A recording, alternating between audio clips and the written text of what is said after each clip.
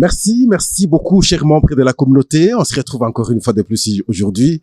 Notre espace, comme toujours. En tout cas, merci. Les messages, nous avons lus message par message.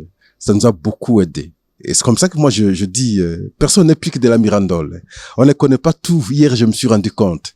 Les messages d'hier m'ont beaucoup aidé. En tout cas, merci. Tout droit au cœur. On se retrouve encore aujourd'hui, samedi 5 avril, comme toujours, pour analyser d'autres questions d'actualité. Des questions d'actualité qui concernent notre pays. En tout cas. La question d'échange aujourd'hui, c'est en rapport avec le rôle de l'opposition politique congolaise dans cette guerre d'agression. Quel rôle joue plutôt l'opposition? Vous allez vous rendre compte que tous les acteurs de l'opposition pratiquement s'attaquent à Tshisekedi. Il est difficile d'attendre un acteur politique de l'opposition congolaise s'attaquer à Kagame, ou à Kigali, comme je voulais dire, à Kagame. Et pourtant, on sait comprendre que le pays est agressé. Et le monde entier sait dire que la République démocratique du Congo est agressée. Mais quand vous observez le comportement de l'acteur politique, pour l'homme politique congolais, le problème c'est Tshisekedi. Et on s'attaque plus à Tshisekedi. Et nous allons nous interroger. Et c'est autour de ça que nous allons analyser. Mais bien avant, nous avons quelques sujets, sinon quelques questions d'actualité. En termes d'information, la nuit du vendredi au samedi aujourd'hui, au moins 10 personnes ont été tuées dans un village qui se nomme Kanzana,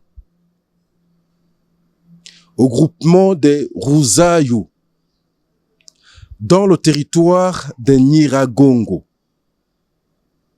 Et ces personnes sont tuées par l'armée rwandaise. C'est dans la partie qu'occupe aujourd'hui le M23. C'est pratiquement la même scène. Une scène macabre et malheureusement à son temps, dans le quartier Katino, à Goma. Alors nous posons la question, pourquoi des tueries de trop de cette façon? Et les Congolais naïfs qu'ils sont, ils continuent à soutenir de telles personnes. Non. Ça surprend le monde entier, notre comportement.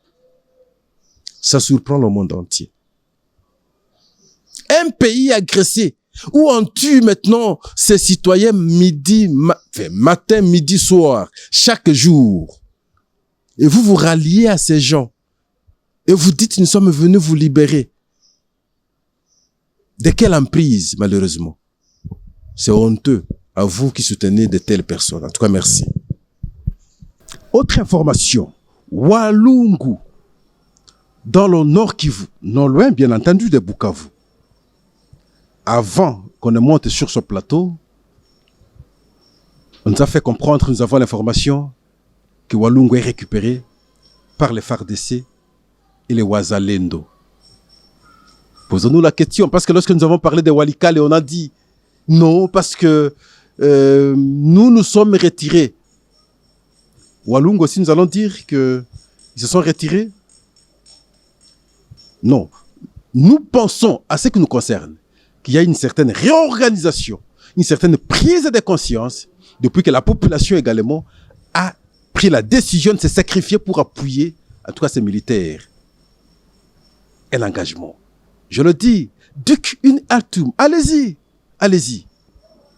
La fois passée, nous avons présenté les raisons qui font que, notre point de vue, selon notre lecture, l'ennemi est fragilisé. C'est 4.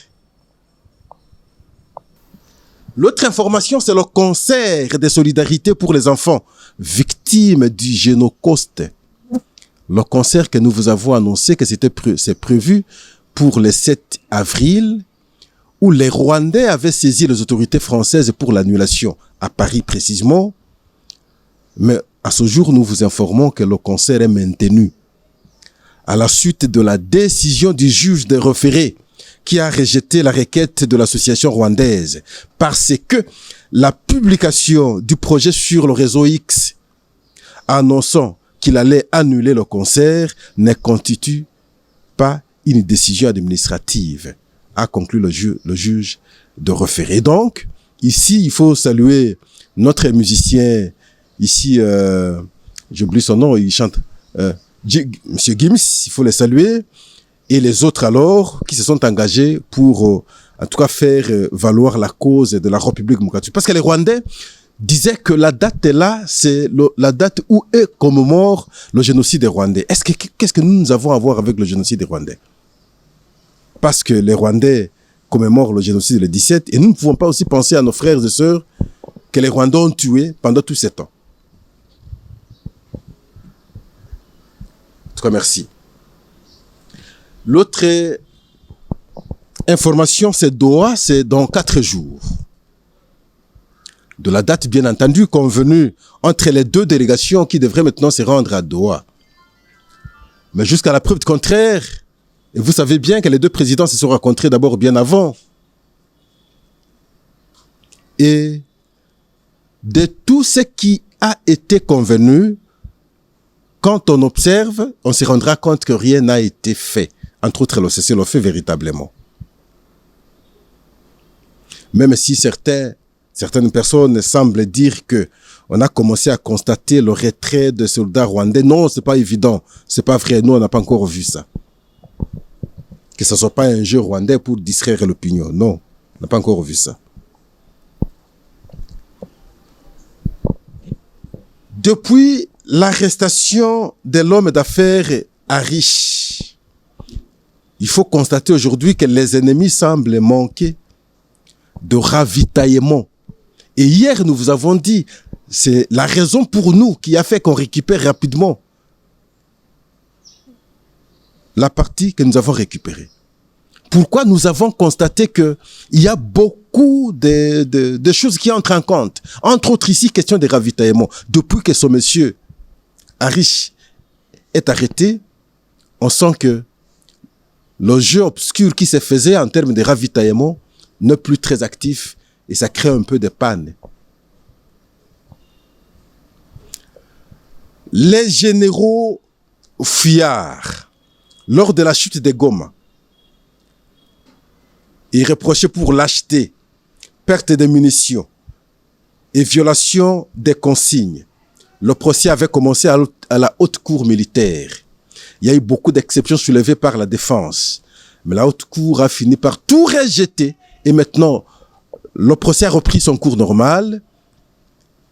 Et d'ici quelques temps, nous serons véritablement fixés et nous allons comprendre le rôle que chacun a joué dans le cas ici de la prise de Goma par le M23. L'autre procès aussi, c'est du roulage tué. Et le procès a commencé depuis hier. Les auditions ont commencé, la présentation ou l'identification maintenant des incriminés, plus les policiers commis à la garde de la première ministre. On les a identifiés hier. Et la partie accusatrice voudrait que la première ministre aussi vienne maintenant, en tout cas, comparaître, parce que tous ces éléments étaient sous ses ordres, en d'autres termes. On va suivre l'évolution de la question. Il y a le président burundais. Celui-là m'impressionne. Le général Ndayishimiye. À genoux, s'il vous plaît. Et plaide de la grâce divine pour la République démocratique du Congo. Pour la paix en République démocratique du Congo. C'est extraordinaire. Vous regardez à travers les images. Le drapeau entre ses mains. Il ne prie pas pour son pays uniquement. Mais il met entre les mains de Dieu la protection des Congolais. Et il accuse le Rwanda d'avoir tué délibérément les Congolais, que Dieu apporte la paix en République démocratique du Congo. Ça m'a touché moralement personnellement. Nous avons l'autre information, c'est un rapport avec la Commission électorale nationale indépendante, la CENI, qui a publié le calendrier pour les élections de 2028. Je comprends ici, la CENI évite le retard que le pays connaîtrait. Et vous savez, nous avons connu dans le passé des cas comme ça. Nous, on est toujours souvent distraits à un certain moment et c'est vers la fin qu'on se réveille.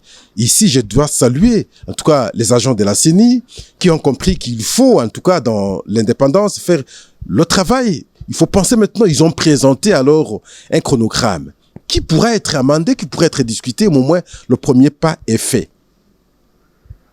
Ils pensent qu'il faut commencer par l'inventaire des équipements, la mise à jour de la cartographie, l'enrôlement des électeurs. Il faut commencer par une province pilote, comme toujours, et c'est en septembre 2025. Et l'enrôlement pourra prendre fin en 2027. Et voilà pour ça, moi je dis, bravo, il faut continuer, même si des contestations vont venir, ils ne vont pas manquer parce que nous, on aime toujours critiquer.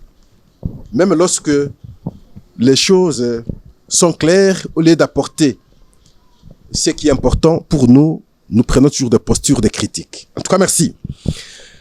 Nous commençons avec notre analyse en rapport avec le rôle de l'opposition politique congolaise dans cette guerre d'agression.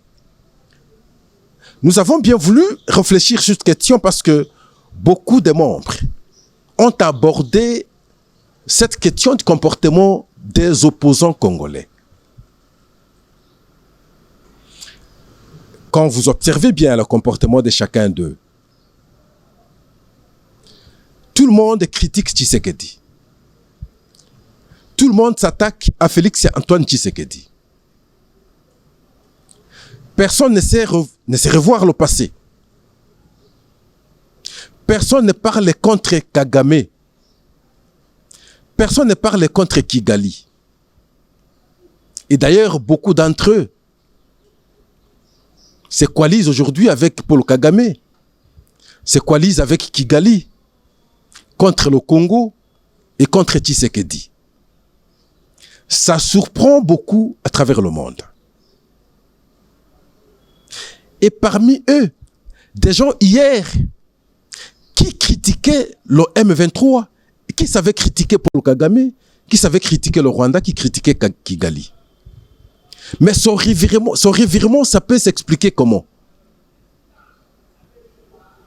Est-ce que c'est par la haine, parce qu'on n'aime pas la personne de Tshisekedi? Est-ce que c'est parce qu'obligatoirement, il faut appuyer maintenant l'agression contre son propre pays? Est-ce que c'est parce qu'il faut se battre à tout prix, même au prix du sang, pour avoir un poste de gestion au pays? C'est autant de questions que nous pouvons nous poser. Mais regardons-nous bien. Est-ce que les trois problématiques que nous avons présentées ici ne sont-ils pas les vrais motifs qui font que l'acteur politique de l'opposition actuelle se comporte comme tel? Posons-nous la question, où serait véritablement le problème d'abord de Tshisekedi lorsqu'on parle de l'agression?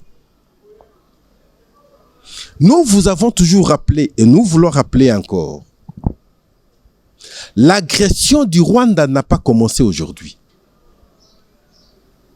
Le Rwanda sur le Congo, c'est parti de 97 avec l'AFDEL. Quand l'AFDEL entre au Congo, c'est par le canal du Rwanda et ces militaires rwandais sont arrivés jusqu'ici à Kinshasa et occupés des hautes fonctions militaires. C'était véritablement l'agression. Et on a masqué, comme Nanga le dit aujourd'hui, la libération. Non, il s'agissait de l'agression. Parce que la prise de conscience tardive est arrivée et malheureusement on va tuer Mouzé Laurent Désiré Kabila par la suite.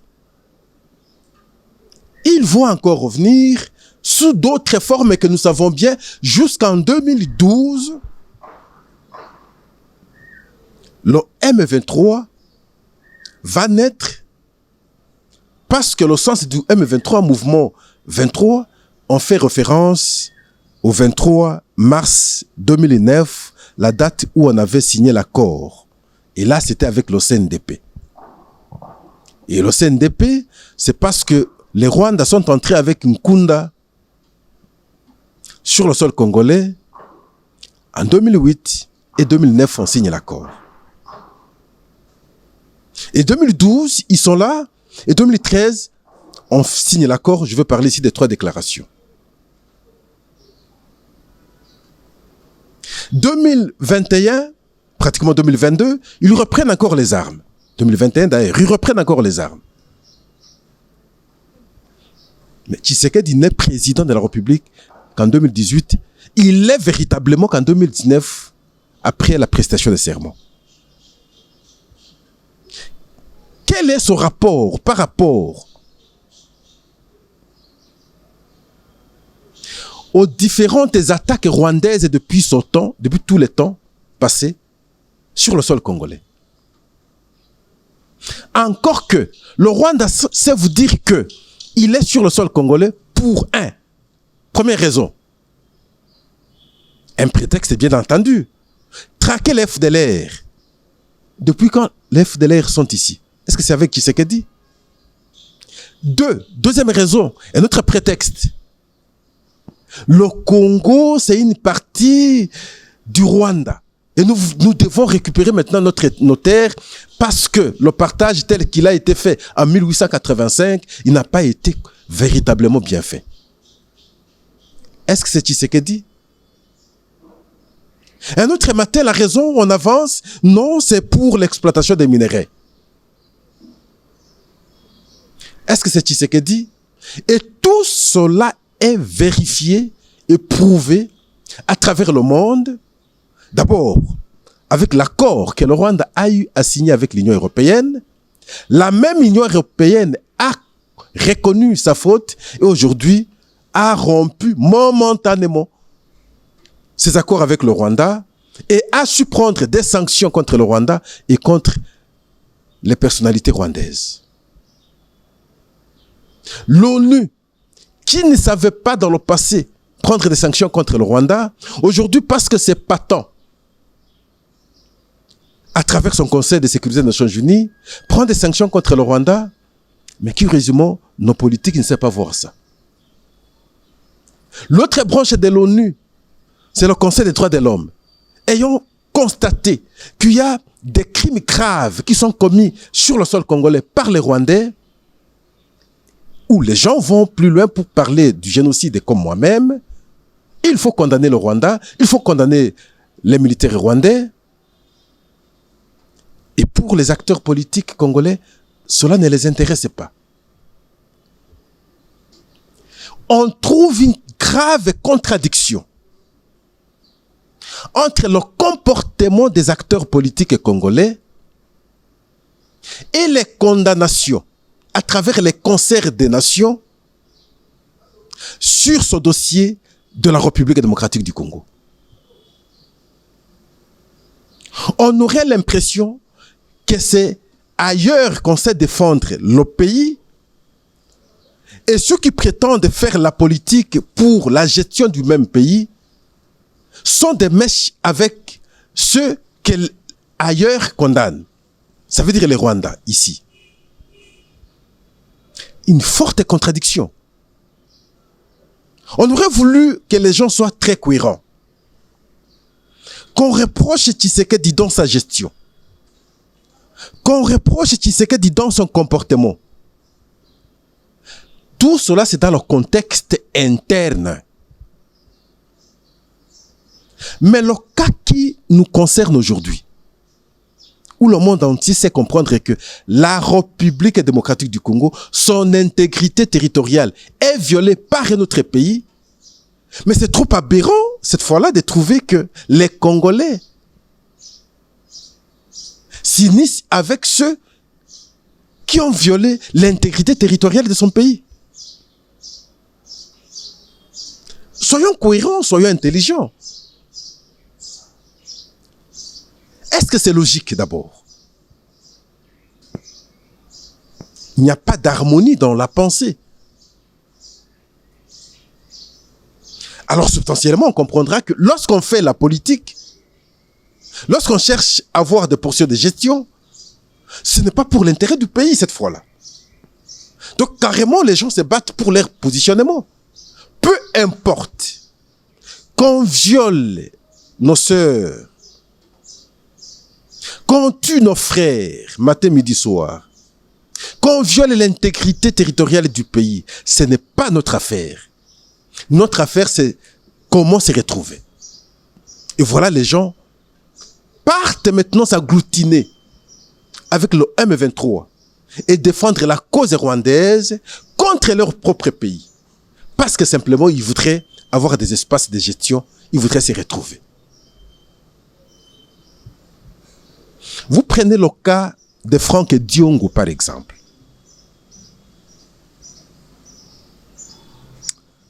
Et même l'autre qui m'a dit, pourquoi les tétés là sont souvent dans des rébellions?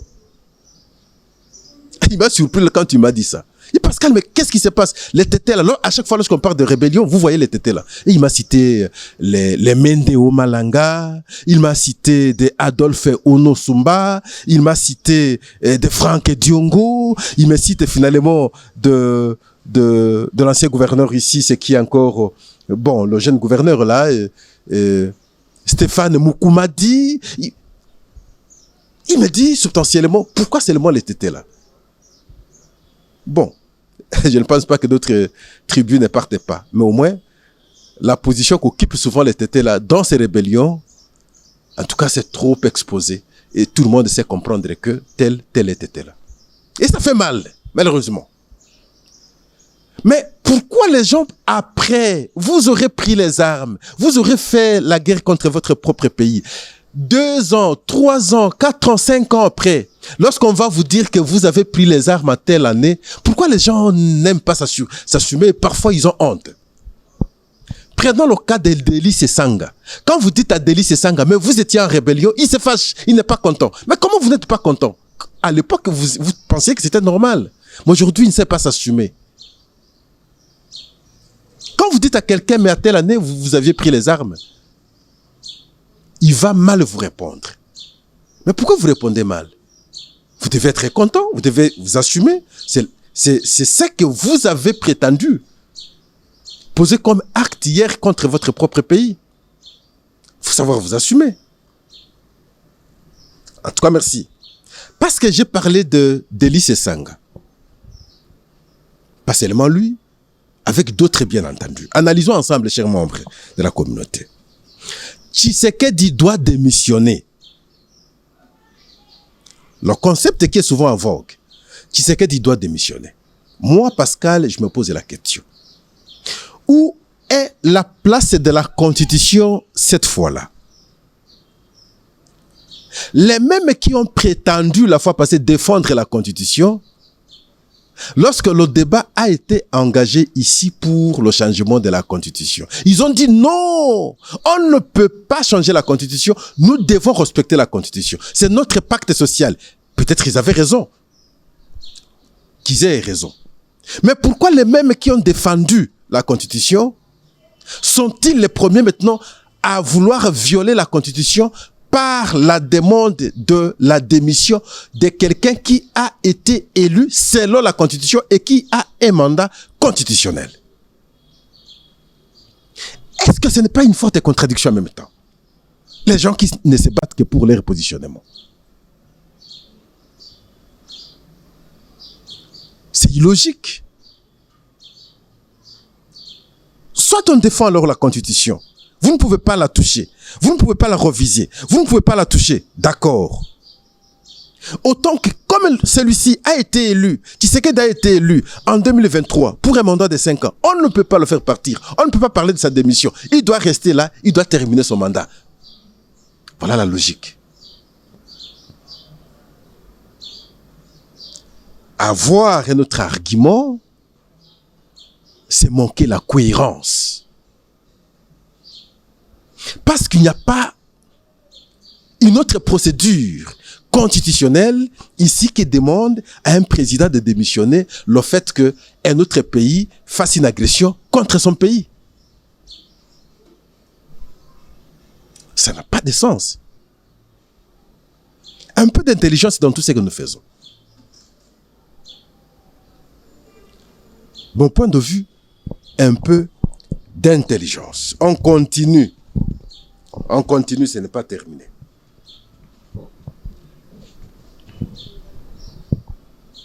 Pourquoi ne condamne-t-il pas, on est toujours avec les mêmes opposants, la prise des armes dans un contexte démocratique? Pourquoi il ne condamne pas la prise des armes? Suivez les différentes déclarations de nos opposants politiques. Il ne condamne pas ceux qui ont pris les armes. Ici, Nanga et les autres. Et pourtant, ils savent que, à partir du moment où nous avons accepté la démocratie, avec son mode d'accession au pouvoir, c'est par les élections, quand quelqu'un prend les armes, ne peut pas obtenir le pouvoir, ne peut pas avoir le pouvoir. Parce que notre constitution, une fois de plus, n'a pas permis une quelconque possibilité de prendre les armes et obtenir le pouvoir. Cette façon de faire, dans notre constitution, s'appelle la haute trahison contre le pays. Mais pourquoi il ne sait pas dire cela, dire que quand vous prenez les armes aujourd'hui contre le pays, c'est de la haute trahison? Pourquoi ils défendent ceux qui ont pris les armes? D'autres vont plus loin pour dire, j'entends même beaucoup le dire, c'est la frustration. C'est la frustration, les gens sont frustrés. Est-ce qu'il est dit dans la Constitution que lorsque vous êtes frustré, vous devez prendre les armes? Y a-t-il un pays à travers le monde où les dirigeants, à travers leur gestion, ne frustrent personne? D'autres vont dire, nous ne sommes pas identiques, nous avons des natures différentes. Non. Ne justifions pas de tels cas. Il n'a jamais été dit que lorsque vous êtes frustré, vous allez prendre les armes. Non, la Constitution ne le permet pas.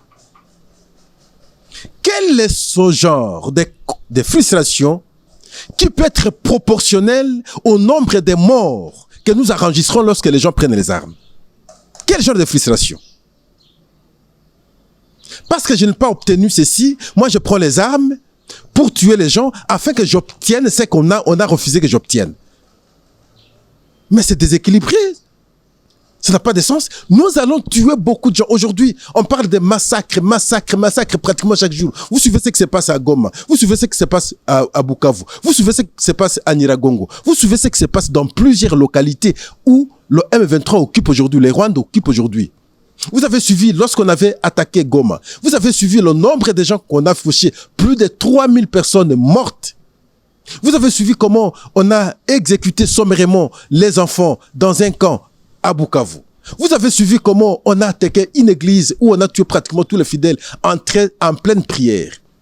Tout cela, si vous voulez, peut être ou doit être maintenant apprécié ou équilibré par rapport à une frustration d'une quelconque personne. Mais ça ne passe pas. Sinon, nous ne sommes pas normaux, nous sommes anormaux. Si nous devons réfléchir de cette façon-là.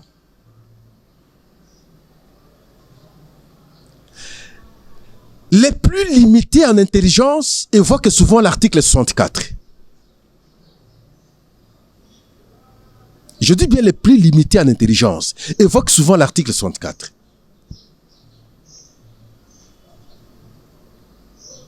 Donc, quelle disposition de cet article où on encourage les gens de prendre les armes pour s'opposer à un pouvoir établi? Même lorsqu'on parle de faire échec, mais faire échec, c'est par des voies démocratiques. Parce que vous êtes dans le contexte démocratique. Vous êtes dans le pays de la démocratie et vous avez accepté l'obtention du pouvoir par les élections et vous avez circonscrit le temps du pouvoir, le mandat, alors c'est pour 5 ans. Tout autre argument n'est qu'une justification infondée et forcée. Et donc, substantiellement, vous comprenez que nous n'avons pas de bons acteurs politiques. Des gens qui doivent naviguer pour la raison plutôt de la gestion. Une gestion rationalisée. Une gestion pour l'intérêt de la collectivité. Et non une gestion personnalisée. Quand vous prenez les armes, vous voulez gérer pour vous-même, pour vos propres intérêts. Et alors que c'est déjà interdit. Ce temps, nous l'avons déjà dépassé. On ne peut plus obtenir le pouvoir en République démocratique du Congo par les armes. C'est le pacte que nous avons signé à Sun City et coulé dans notre constitution que nous avons aujourd'hui. Voté en 2006.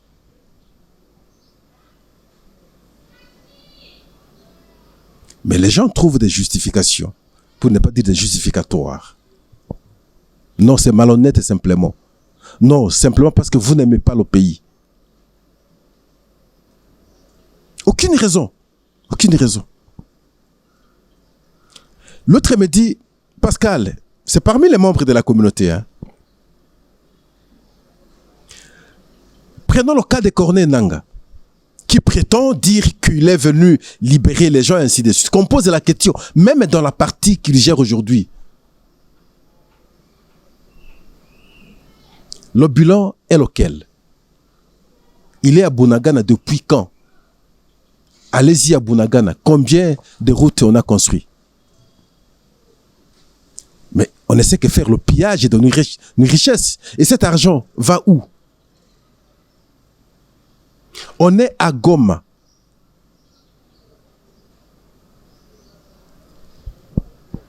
Quel est l'acte déjà posé qui puisse aujourd'hui pousser les gens à dire « Ah, ici, ça peut procurer l'espoir. » C'est quel acte? Au contraire, nous ne voyons que les violations des droits de l'homme. Quoi, en réalité? Mais vous allez libérer qui? Mais vous étiez au pouvoir. Vous étiez au pouvoir ici. Joseph Kabila était au pouvoir pendant 18 ans. Qu'est-ce que nous n'avons pas réclamé? Qu'est-ce que nous n'avons pas revendiqué? Qu'est-ce que nous n'avons pas protesté? Qu'est-ce que nous n'avons pas connu? C'était cela la libération? Vous aviez de hautes responsabilités, président de la commission électorale nationale indépendante. Ce n'est pas une petite personnalité. Mais bien avant, vous aviez des responsabilités aussi d'État à son temps.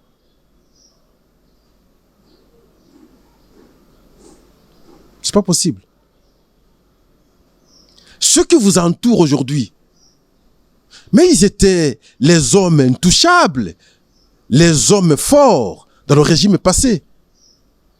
Pourquoi ils n'ont pas libéré la population?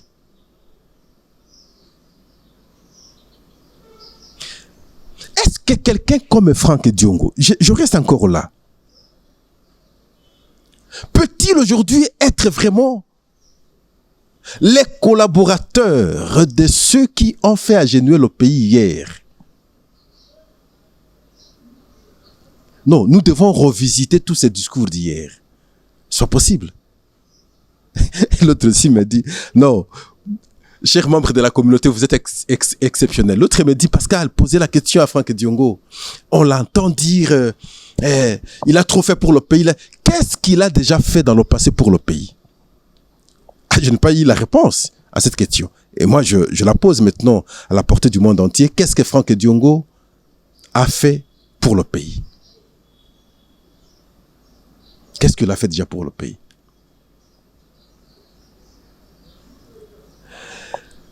D'autres vont plus loin pour dire, est-ce que sur le plan moral, pour ne pas parler sur le plan des droits, mais qu'on commence d'abord sur le plan moral, est-il admissible que quelqu'un prenne les armes, quelqu'un soit du côté de la rébellion, et son parti politique soit fonctionnel ici, et que son parti politique s'exerce librement ici? N'y a-t-il pas moyen de retirer les droits de fonctionnement d'un parti politique dont son président a accepté se coaliser avec la rébellion contre les institutions établies? Je me suis dit, c'est pertinent, mais cette préoccupation revient au ministère de l'Intérieur de pouvoir apprécier. Donc, c'est à Jacquemain Chabani et à son équipe de pouvoir apprécier. Je crois que sur le plan moral, sur le plan politique, on ne sera pas cautionné. Parce que sinon, on donnera l'impression d'être lâche, de supporter n'importe quoi, et tout le monde se permettrait probablement de vanter maintenant, coaliser ou se coaliser avec l'agresseur, simplement parce qu'il aura dit, mais le MLP est là, Franck Diongo avec Nanga, mais le MLP fonctionne comme parti politique.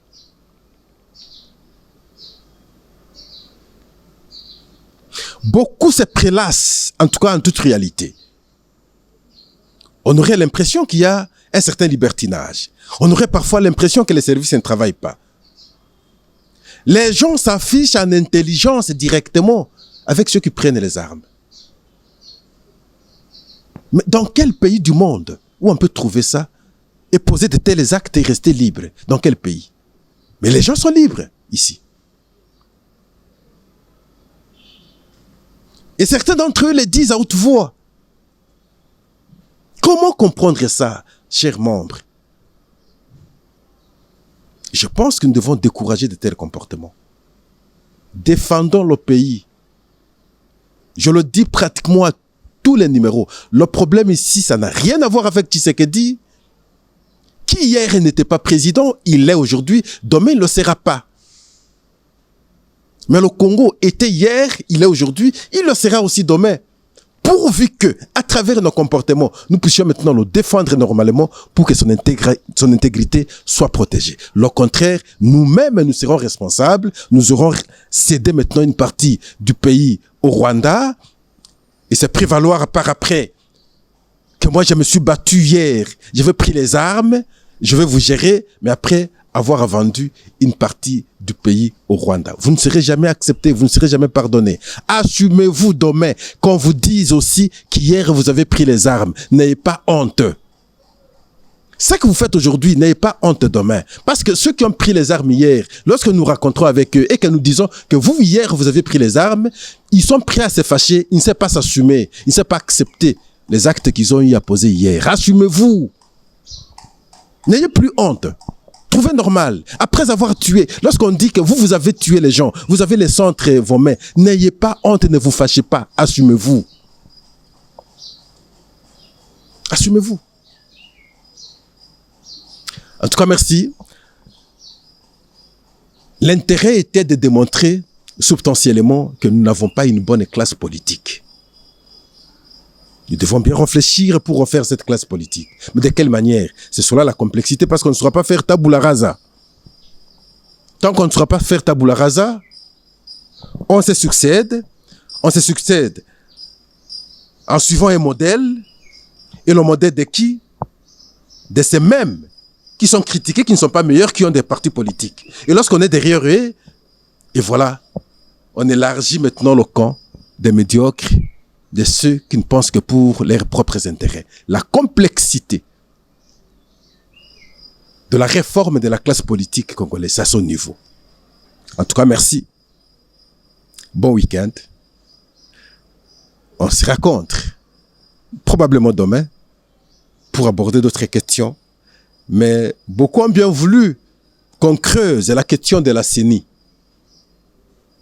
Beaucoup ont bien voulu qu'on creuse également la question des violations des droits de l'homme.